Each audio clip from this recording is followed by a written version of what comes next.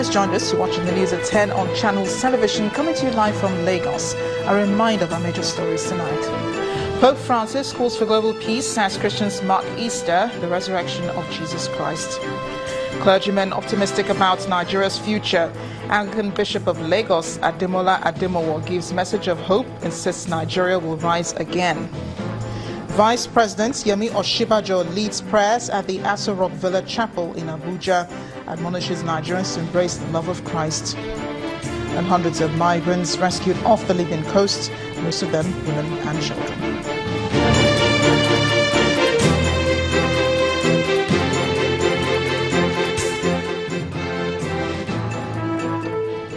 For more on our top stories and others, please visit our websites, channelstv.com and youtube.com/channelsweb.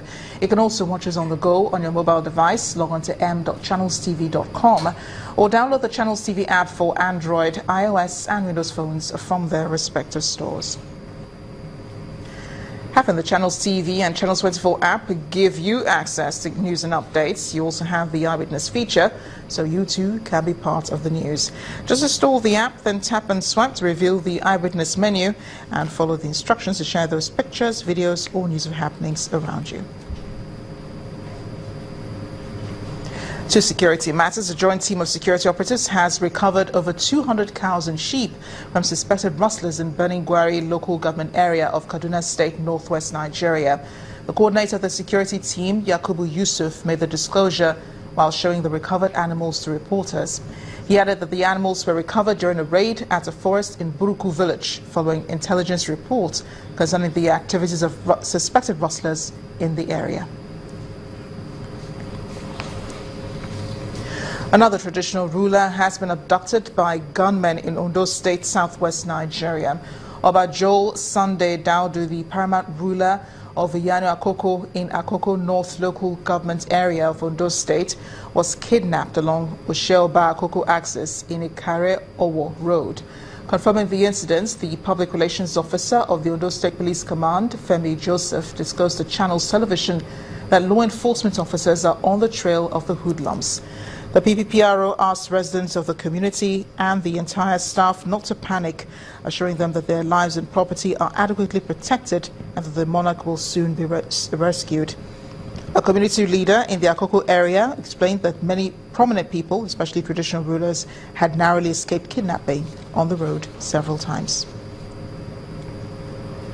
Meanwhile, it is sad news coming from Bayelsa State, where the journalist reported to have been shot dead by gunmen suspected to be hired killers in the early hours of today. The journalist, famous Giobaro, was attacked in his house located in a mini estate on Inek Road in Yenagoa, the state capital. The gunmen are said to have broken into Mr. Giobaro's residence and shot him several times in the stomach at point-blank range, leaving him in his pool of blood without stealing anything. Before his demise, Giobaro worked as a desk editor with the Bayelsa State-owned radio station. The police public relations officer, Bayelsa State Command, Mr. Asinim Butswat, confirmed the incident, saying that the police are investigating the murder. Staying with security, all illegal roadblocks mounted by revenue agents, transport unions and other related task forces across the country are to be dismantled with immediate effect. The order is coming from the Inspector General of Police, Mr. Ibrahim Idris, who has deployed special X-squad teams of the force to commence the dismantling of the roadblocks. According to a statement from the Force Public Relations Officer, CSP Jimo Moshood, the special police teams are under strict instructions to arrest, investigate and prosecute any person or group of persons mounting such roadblocks. He adds police stations across the country have received numerous complaints that the illegal blockage are usually taken over and used by armed robbers and kidnappers to rob, abduct and maim innocent travelers and other road users.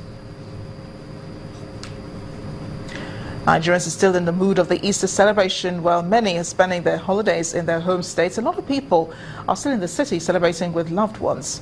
Only today, stories of kidnap of a traditional ruler in Ondo State, the killing of a journalist in Bayelsa State, and the course of strong submission by the primates of the Anglican Church, the Most Reverend Nicholas Oko, that the federal government must take up the issue of herdsmen very critically. I'm joined now on the news at 10 by a Commissioner of Police, Leah Oyebade, to take a look at herdsmen attacks, kidnappings and other matters arising this Easter season. Thank you for joining us on the news at 10. Thank you so much. Well, we're hearing all of these stories side by side, celebrations of Easter when people are rejoicing, there are messages of hope, messages of peace and so on. Have there been any major security breaches this period? I will say that even before now, the Inspector General of Police, IGP Ibrahim K. Idris, has given directives to all the commissioners of police to step up the security architecture in all the states. And what we did, and what we are still doing, and what we are still going to do, is to ensure that we cover all the soft targets. And that's what we're doing. Visibility policing, to ensure that policemen are on the ground, on all the highways. That is what we are still doing. We still need to be preventive rather than being reactive. So these arrangements have been in place even before the Easter break. And I would say that the arrangements that have been put in place will still endure. We still have our men on ground, and when you want to kill a tree, you go down to the roots and remove it before it can be removed totally. So what we're doing is to do more of intelligence-led policing, where we gather more of intelligence and we do more of forensic analysis of all these things before we come out. And we expect members of the public also to partner with us, because policing is everybody's business. We need more of information, because these bad guys live within the communities that we are talking about. Reassurance policing is about people getting to know that community policing is everybody coming up to get involved in the act of policing. And that's why we have established the Eminent Persons Group.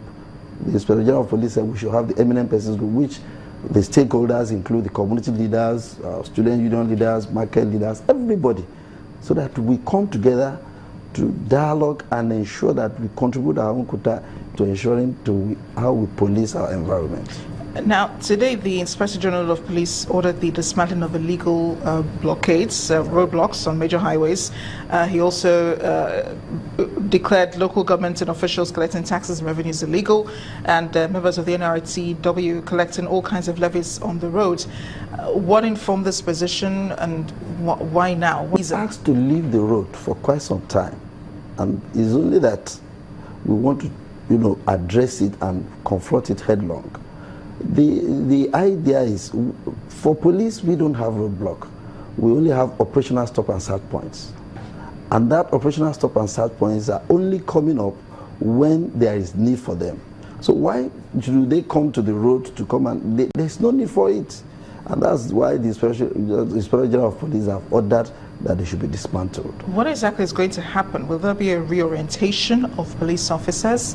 I mean, because these roadblocks have been there for a really long time, even after they've been declared illegal. I remember when the president... No, these ones are not manned by police. Oh, they're not manned by police. At all. Oh, okay. They are all these local governments. They are not police. What we have our own operational stop and search points, and they come up when there is need for them to be put in place. And we understand the IGP says that these roadblocks are usually points where people are being kidnapped and are being taken. The issue of kidnapping, you see, we have prepared. That's why I always mention these 5 P's. Proper planning prevents poor performance. The idea is we will be getting them in the act, and that will send signal to the upcoming ones that they will not come up, because we want to make it unprofitable for them. Ransom taking and ransom giving, when we make it unprofitable, then kidnap will be wiped off totally. And well, that's what we are aiming at. You haven't mentioned the issue of herdsmen, and the herdsmen attacks, especially in the southeast. Right. We've developed another template now. Last 2 weeks, we had another stakeholders forum where we now agreed, the 2 leaderships of the 2 groups were brought together. You see, the issue of trust and confidence is what I always talk about. Even where husband and wife have problems, if trust and confidence is eroded, there is a problem. So the 2 groups were trying to ensure that we rebuild the trust and confidence that they had hitherto. So what we are trying to do now is, in the short term, we engage them. Let them come up with their challenges so that we address them. And the latest development is that we want to have marshals that will be part of the herdsmen leadership and even the farmers. And these ones are the ones to identify the routes that these migrant herdsmen will follow. So if they're able to identify the routes that will not conflict with where you have the crops, they would have minimized the challenges that are coming up. Commissioner of Police Layo Oyebade, thank you so much for joining us on the News at 10. I appreciate your coming tonight.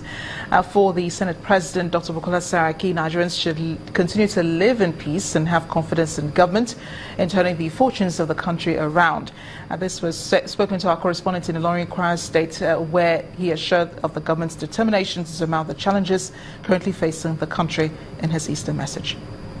My Easter message is the same as which is continue for us to live in peace, unity. I know that we continue to make sacrifices as a nation. I'm very hopeful that we will, the country will get better. I'm very hopeful that we would get over all our problems in time. We just have to stay focused and determined and not be distracted. And I'm sure at the end of the day, we will build a better country. But most important is that there must be unity and peace. And we must be able to come together and be able to support the government and be able to do our best for the people of Nigeria not to give up. And that be rest assured that we will deliver. More messages of Easter coming this time from state executives and legislators who've also been celebrating. While many of them used the day to extend messages of love and hope, others celebrated the day in churches. Let's take a look. From the south region of Nigeria, the governor of Bayelsa State, in a broadcast to the people, is seeking more support as he also calls on everyone to embrace peace. Call on all our people and indeed everybody in Nigeria to learn the essential lessons of Easter. Easter is a period of sacrifice. It's a period to show love. It's a period where the greatest of all laid down his life for the least of all and taught the entire world about the meaning of sacrifice. For his counterpart in Akwa Ibom State, who also made a state broadcast, Easter is one for sober reflection as he gives everyone an opportunity to look back. He says to his people, the days ahead will be better. In this season of renewal, let us in Akwa Ibom State find new strength in our shared resolve to make our state a great specimen of God's faithfulness and find hope in our mutual aspirations to stand together and lift our state to the next level of development. For Governor Samuel Otom of Benue State, the period of Easter is one people of the state should remember those who were killed during clashes between farmers and herdsmen, and he appeals to all to allow peace reign. It's a different approach in Rivers State, where the governor met all religious leaders and views were shared on the need to revive the Christian faith and put Christianity on a better pedestal.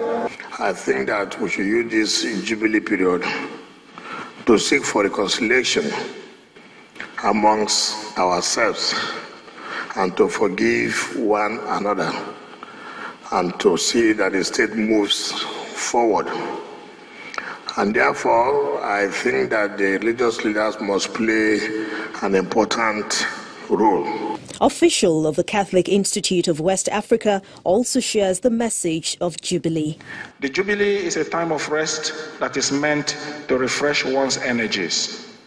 The Bible links it to the Sabbath.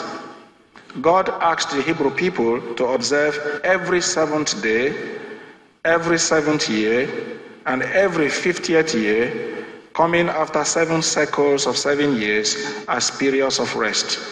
The Speaker, Cross River State House of Assembly, Right Honorable John Gol Lebel, asks Christians to use the period of Easter to pray for individual states and the country as a whole. Not the paperwork, it is. From Kaduna State, the state governor Nasir El-Rufai felicitates with Christians on the occasion of Easter, which marks the resurrection of Jesus Christ after his death. When the News at 10 returns, double jeopardy for Bakassi returnees in Cross River State as their campus gutted by fire. 5,000 people are displaced. Please join us again.